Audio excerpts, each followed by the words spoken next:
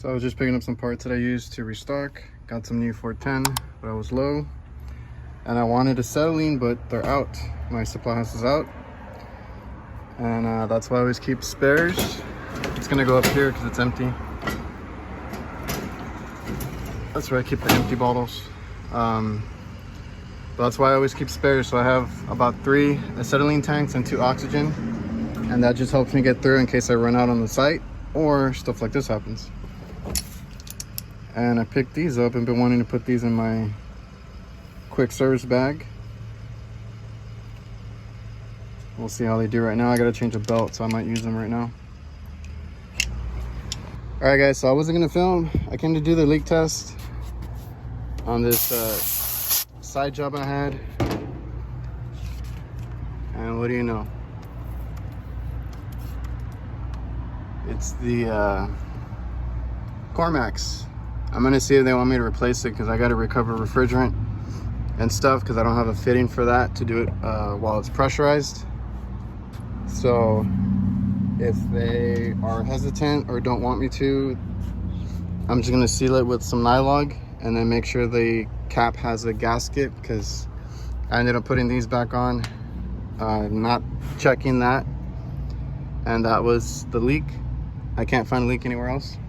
I don't have the tool to fix that, so along with the new caps with the gasket, they got some nylon to seal it. And they told me that it was getting hot on this side, so this is the first AC of the building. Did not look at it last time, wasn't sure if it was theirs, and I noticed that there was a lot of water coming out everywhere on all the panels. You can still kind of see that there's a lot of water there. So I had opened this and it's already melted. There was a lot of ice buildup there. Usually if you see ice buildup on the compressor, you want to come and check the blower. So we came over here.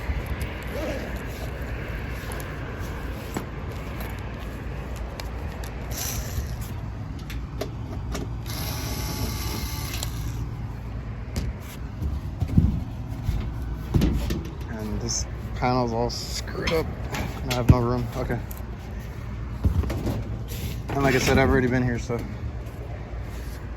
basically this was on there super loose.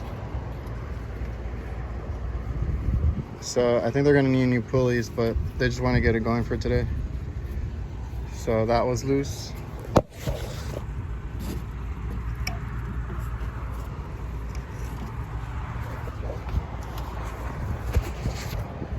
So yeah, I was on there like that, so that's not gonna do anything. This is already worn out.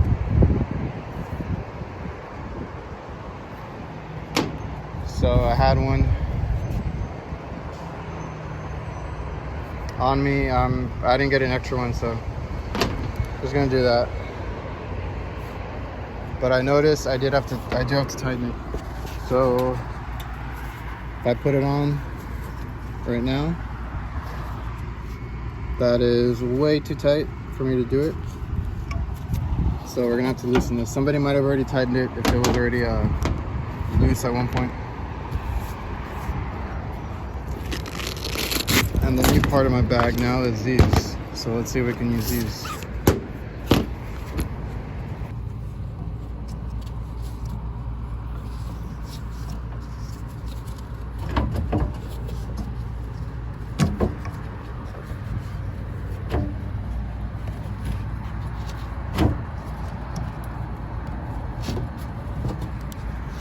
So I got it on there. Try not to break the stupid solar panels.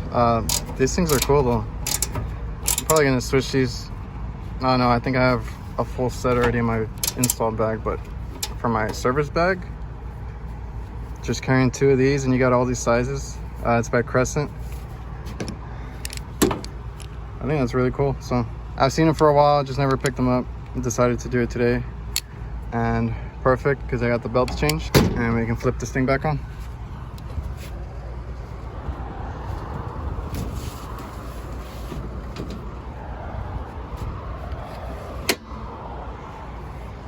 See if it has a delay. Just make sure it works fine. Everything's already been tightened. I don't think anything else is wrong with this one. It was cooling the last time that I was here.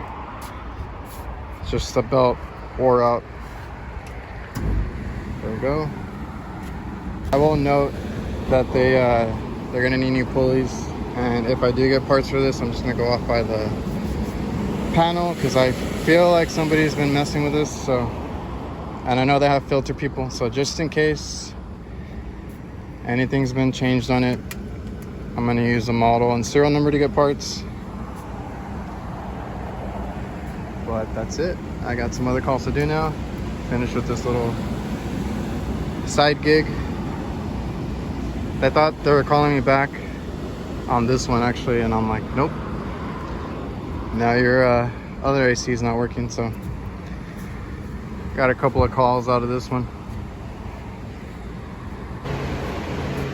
The one I'm working on needs to be fixed. It stays open all the time. Every time I come back in, they have it open.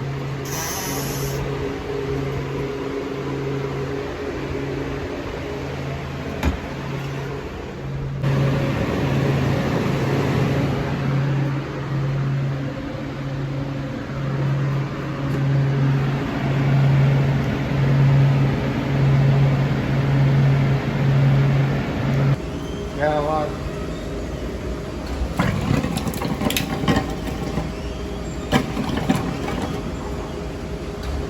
I think that's good.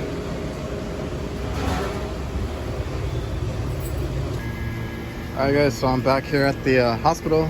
I worked on this old semi-hermetic that we put a dual pressure control back in there to replace it. I actually had said this one was going to give out, so it did, and I replaced the dual pressure control on this one.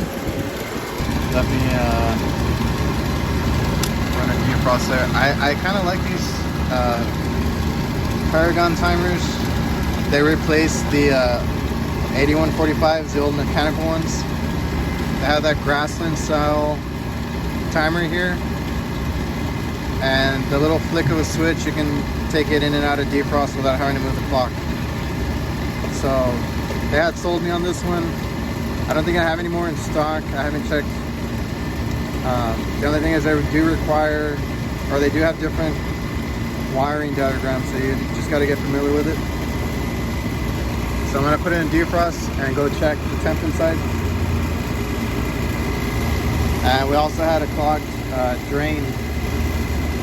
Initially I thought it was frozen, but upon like opening it and all that, there was basically just a leak there. So I mean, not a leak, a clog there. So cleared it out, and right now I'm just following up. I didn't record this, and I wasn't going to, because it was the same as that, basically the issue. In my last one of my videos before that I did on another semi-hermetic. But I'm taking you along today, and this is like a follow-up because I worked on this yesterday. So I'm gonna go make sure everything's to temp. There's no more ice building up or anything. And I don't know if I can record in there, but I'll try. All right, so this thing wants to start every now and then. So I think that limit switch is reading it's too warm or maybe acting up, so I'm gonna have to disconnect it for now so that we can get an extra long defrost. I know the door is one issue, but if it's not staying in defrost, that's another issue. You just disconnect the X and it'll run the time instead. So right now I have it for about an hour, but I'm gonna see, maybe 30 minutes. We'll do that. We'll do the defrost that I need, and then we'll recommend that. I might follow up. Again, we're here a lot for maintenance and stuff, so I'll just check on it another day. Today I just want to make sure we just temp.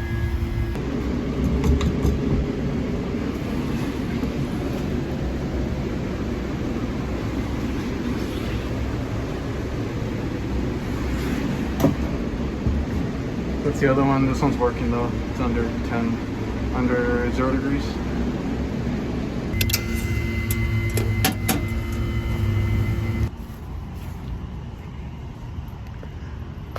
Favorite cart so far.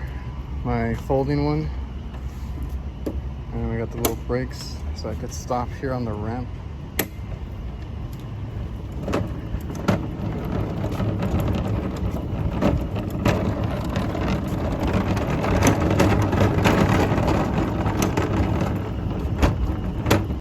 So we just ran a new insulation. I tie strapped it, cut everything I needed to make sure it's not going to leak or sweat, because that has a heater on the outside of the pipe wrapped around to keep it from freezing.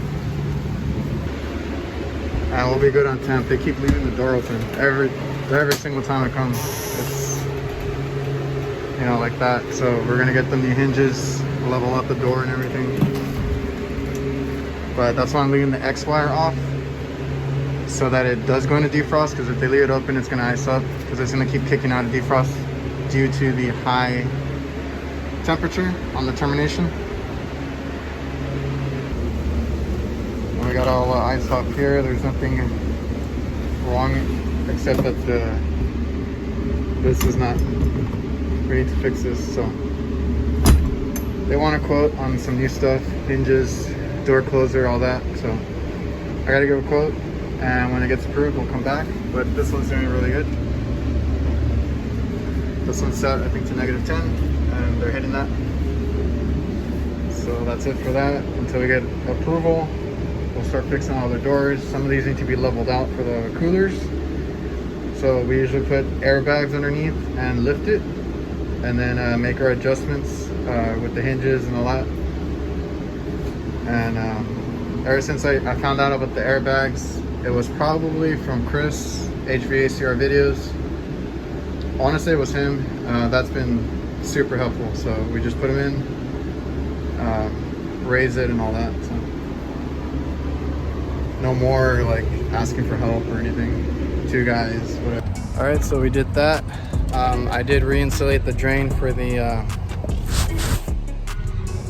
freezer, even though it wasn't our issue. I had to open it up just to make sure.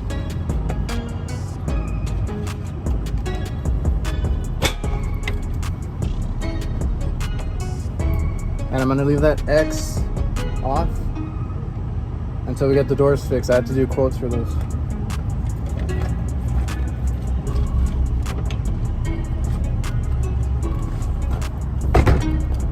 Using nitrogen to purge it out. It was a cooler that was clogged up, not the freezer. But since they're connected, it gives me issues.